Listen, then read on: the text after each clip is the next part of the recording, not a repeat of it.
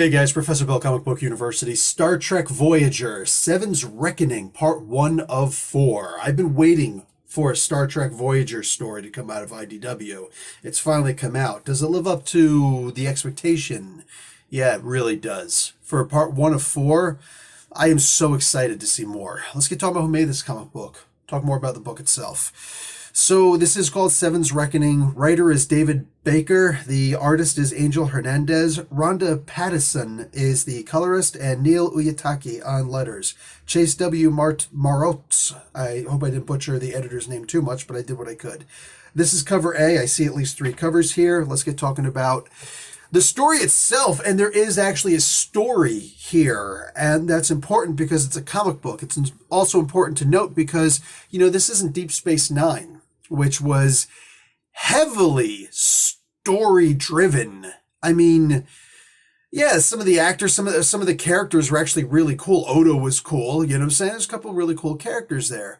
But for the most part, it was way more story-driven than any of the other Star Treks out there. I mean, pretty much all of them were standalone, but not so with Deep Space Nine, right?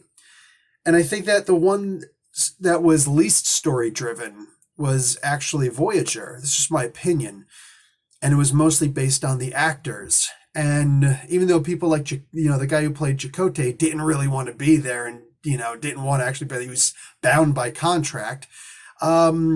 Some of the other guys actually wanted to be there. Some of them were actually good actors. Does anybody remember Paris, the guy who played Paris? Lieutenant Paris, whatever the hell his name was, when the first season, he was so stiff. He was terrible. He was terrible. In fact, the series didn't get really good until the second season. That's when all of a sudden I'm like, okay, yeah, I can't stop watching this. And then, of course, when 7 came in, what was that, season 4?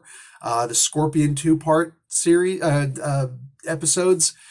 Yeah, that's when all of a sudden Star Trek Voyager became like namesake. It was amazing because it wasn't just these characters who, for the most part, could be interchangeable with almost any other character out there. They're all archetypes of other characters. But 7 was different from all of the other characters. Probably closest to Data, but who cares? We had the hologram for that, the Doctor. But no, here, whew. So while this story doesn't focus on the Doctor, it does focus on one, and in some ways 2, of probably the 4 most important characters. It's Captain Janeway and the Doctor, super huge important, not too much of them, unfortunately. A good chunk of Tuvok is in here. There's also a lot of Ensign Wildman, which was really nice. I liked that because we don't see a lot of her, but she was important to the series. And then we mostly focus on 7. Hey, the book is called Seven's Reckoning, right? I loved this because the story was a typical fit for TV story for Voyager, or for most of the Star Trek series.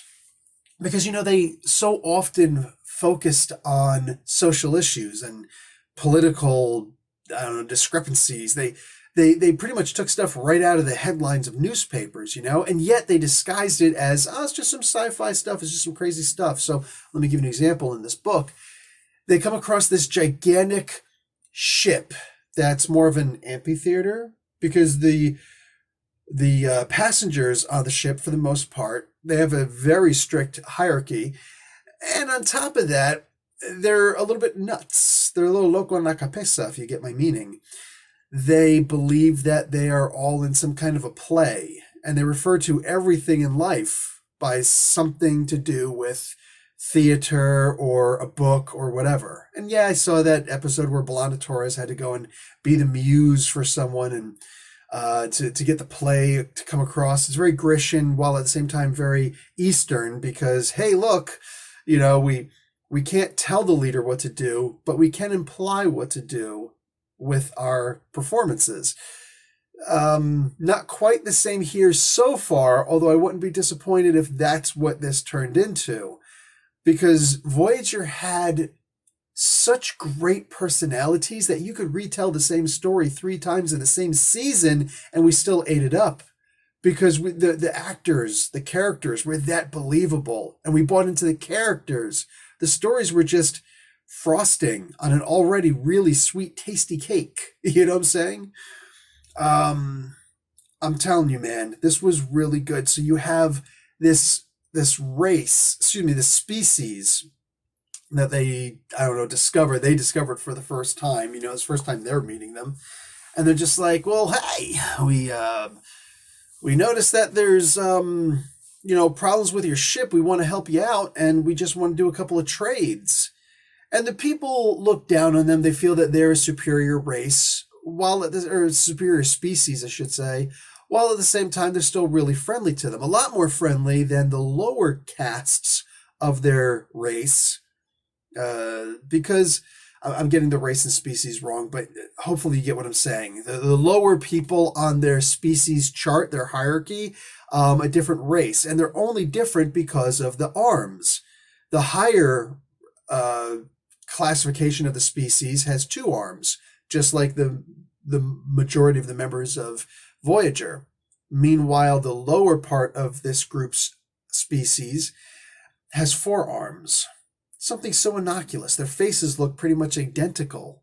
You know what I'm saying? They're pretty much the same exact people, except, oh, look, these people have extra appendages, extra body parts, extra muscles. I remember those conversations back in the day when I was a kid, and everybody was trying to explain, all the white kids were trying to explain why Jordan was able to do these crazy jumps. Like, oh yeah, black people just have extra muscles in their legs.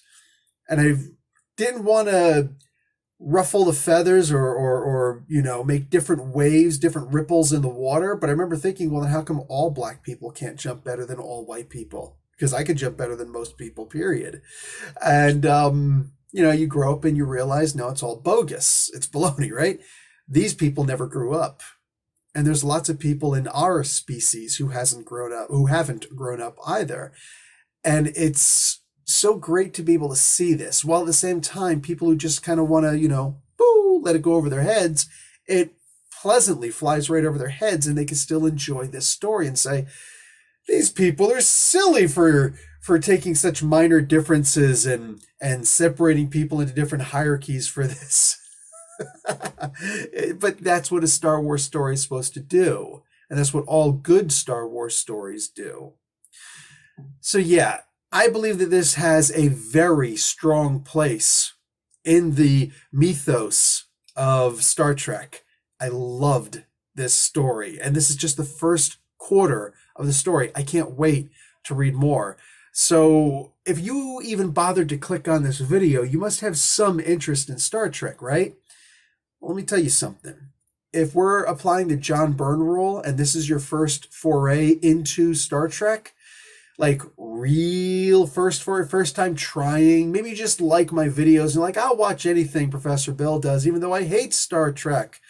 I think I said Star Wars in there somewhere. My bad. That disqualifies everything I've got to say from this point on. But still, I would recommend buying the book, supporting this book, reading this book, enjoying this book. They're going in a really solid direction with this, and this comes with my strongest recommendations for franchise work, Guys, that's all I got. Like the video, watch an ad. Professor Bill, Comic Book University. Class dismissed.